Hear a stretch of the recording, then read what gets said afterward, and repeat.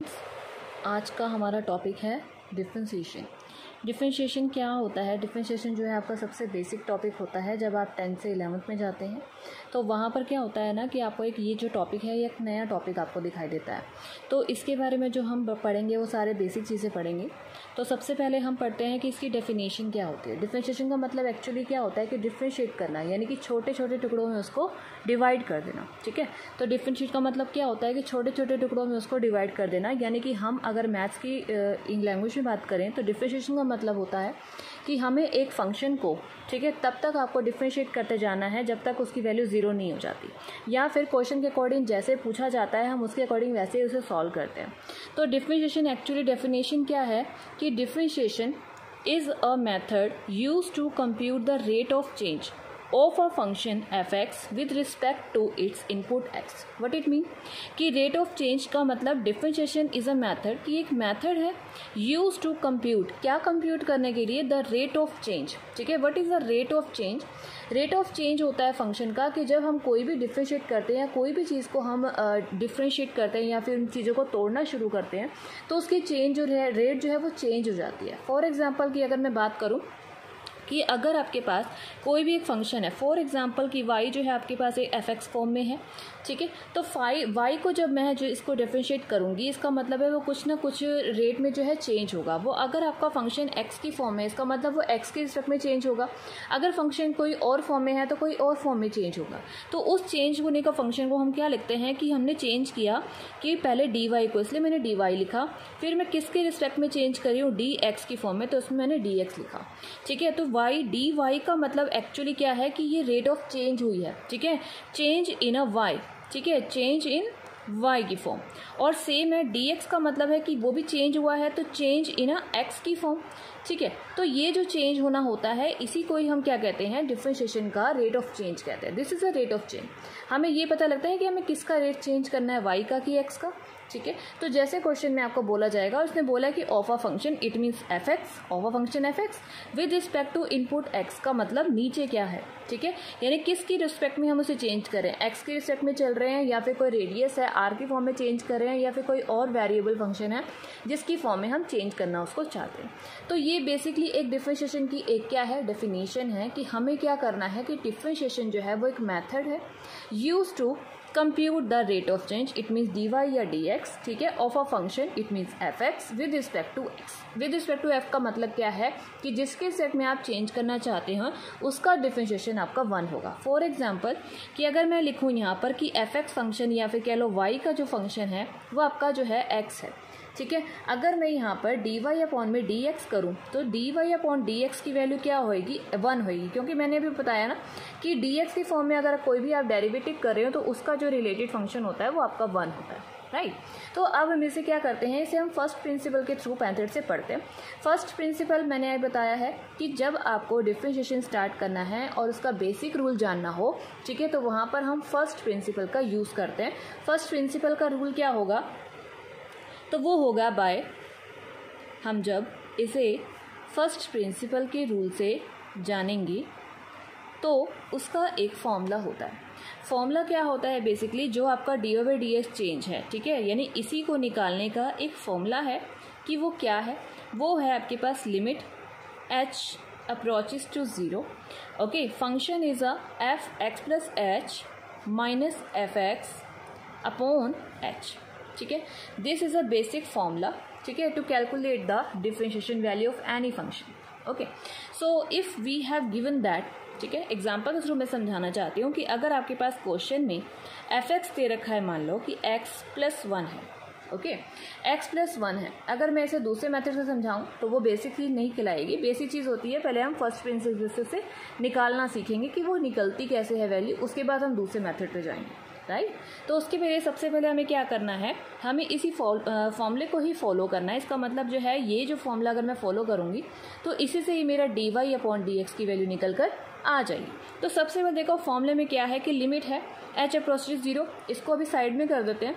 Next क्या है कि fx plus h minus fx upon h है, ठीक है, h एक वेरिएबल है, x जो है फंक्शन है, ठीक है, x है ये वाला।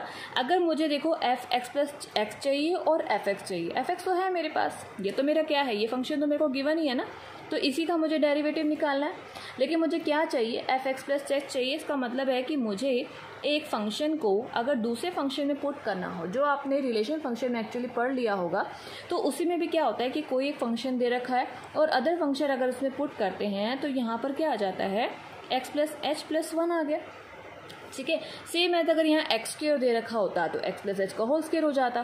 सेम अगर एक्स क्यूब दे रखा होता एक्स प्लस एच का होल क्यूब होता। तो जैसे आपका फंक्शन होता है हम उस फंक्शन को वैसे ही वेरिएबल में कन्वर्ट कर लेते हैं। तो ये हमारा जो है हम फाइंड कर चुके हैं, this is a find out. Okay, तो now next step will be we will put the value of x plus h or fx in the given function. Okay, so find the value of derivative या find the value of dy by dx, then will be dy upon dx equal to limit approaches h to 0।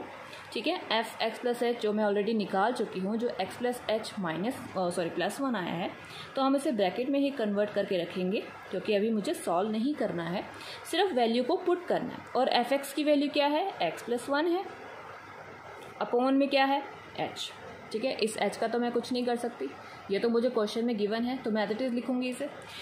तो यहाँ पर आपने क्या किया, जो आपका bracket थी, अब हम इसे सॉल्व भी करेंगे। ठीक है, अभी इसका कोई काम नहीं है, तो इस लिमिट को हम एज इट इज लिखते जाएंगे क्योंकि अभी मुझे पुट नहीं करना है। पुट करेंगे सबसे लास्ट में जब मेरा सारा फंक्शन सॉल्व हो जाएगा। ठीक है, तो मैंने इस ब्रैकेट को ओपन किया, इस एक्स प्लस एक्स से minus X cancel out, minus one से plus one cancel out. Okay, last हमारी जो वैल्यू बची है वो क्या बची है, लिमिट एच अप्रोचेस टू 0।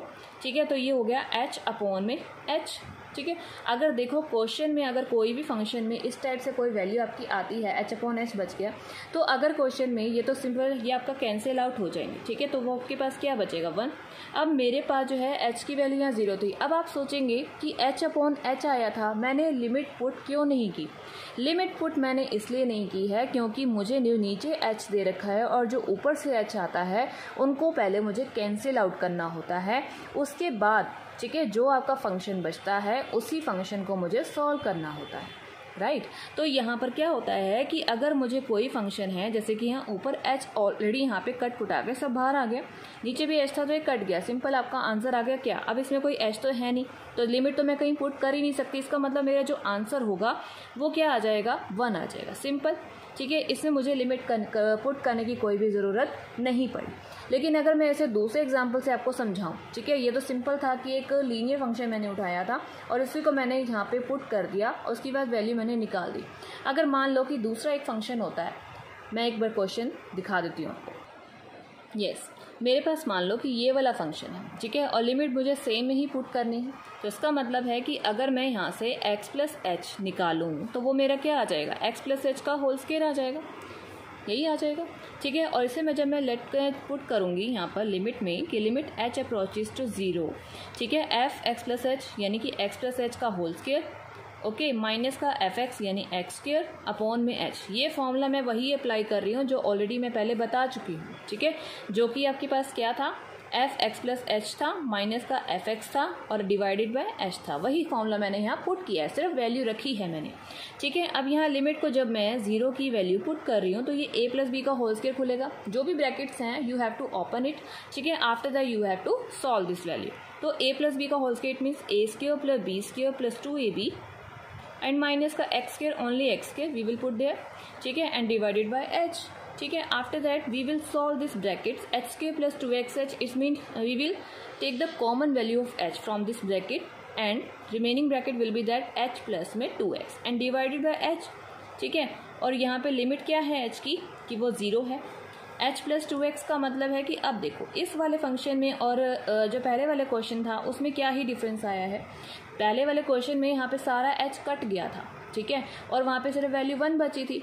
अब इस क्वेश्चन में क्या हुआ कि h प्लस 2x पे फंक्शन मेरा बच गया है। ठीक है, तो उस वाले केस में आपको जो ये लिमिट है तब यूज़ करनी है, समझ में आया? दोनों क्वेश्चन में डिफरेंस क्या था? उस क्वेश्चन में आपके पास यहाँ पर h से h कैंसिल आउट हो गया था और कुछ भी फंक्शन नहीं बचा था, ठीक है, तो वो आपका आंसर सिर्फ 1 आया था क्योंकि वो कांस्टेंट थी। लेकिन ये क्या है, एक वेरिएबल फंक्शन दोबारा से मेरे पास फाइंड आउट हो गया कि जो कि h प्लस में 2x निकल आया। अब यहाँ पे h की वैल्यू मुझे क्या रखनी है, 0। तो अब यहाँ पर हम क्या रखेंगे, 0 प्लस में 2x रखेंगे, ठीक है। तो 0 प्लस 2x कितना आ गया, 2x। 0 प्लस 2x कितना आ गया, 2x आ गया। तो यही मेरा क्या माना जाएगा, आंसर माना जाएगा, ठीक है। अब देखो क्वेश्चन में आपको सबसे पहले क्या करना है, जो आपका फॉर्मूला है, ठीक है, जो आपका फॉर्मूला है यानी ये आपका फॉर्मूला है, इस फॉर्मूले में जो भी आपको फंक्शन दे रखा होता है, पहले आपको fx और x रेस्पेक्ट h की वैल्यू आपको फाइंड आउट करनी है। After that you have to put the value of in this question, given question, ठीक है, एंड सॉल्व इट। अगर आपका ब्रैकेट जितनी हद तक सॉल्व हो सकता है, स्क्वायर है तो स्क्वायर ओपन करो, क्यूब है तो क्यूब ओपन करो, कुछ भी है सब ओपन करिए, ठीक है। सब ओपन करने के बाद जो वैल्यू आएगी, जो भी आपका कैंसिल आउट हो सकता है उसे कैंसिल आउट करिए। और हाँ, आपको एक बात ध्यान ज़रूर रखनी है कि आपको जो नीचे वाला h है, ठीक है, ये हर हाल में कैंसिल आउट होगा ही होगा, ठीक है। तो ये आपको ध्यान हमेशा रखना है कि नीचे वाला h जो है वो हमेशा हर हाल में कटना चाहिए। तो आपको इस तरह से फंक्शन को सॉल्व करना है, ठीक है। ऊपर वाला फंक्शन जब भी आप सॉल्व करोगे तो उसमें से कुछ ना कुछ कॉमन आएगा और नीचे वाला h ऊपर वाले h से कैंसिल आउट होगा। फिर जो फंक्शन बचेगा उसमें आप h की वैल्यू पुट करेंगे, ठीक है। अब देखो डायरेक्ट अगर मैं यही वाला फंक्शन उठा लेती और इसे मैं h की लिमिट पुट कर देती तो ये तो 0 हो जाता, ठीक है, ऊपर भी 0 आ जाता, नीचे भी 0 आ जाता, तो आंसर तो कोई मेरा आता ही नहीं। तो इसलिए आपको ये ध्यान रखना है कि जो ऊपर वाला फंक्शन है, ठीक है, ऊपर वाला जो फंक्शन है वो नीचे वाले फंक्शन है कि h के साथ जो है वो पहले कैंसिल आउट होना चाहिए, ठीक है। तो तभी आपका आंसर जो है करेक्ट आएगा, अदरवाइज नहीं आ सकता।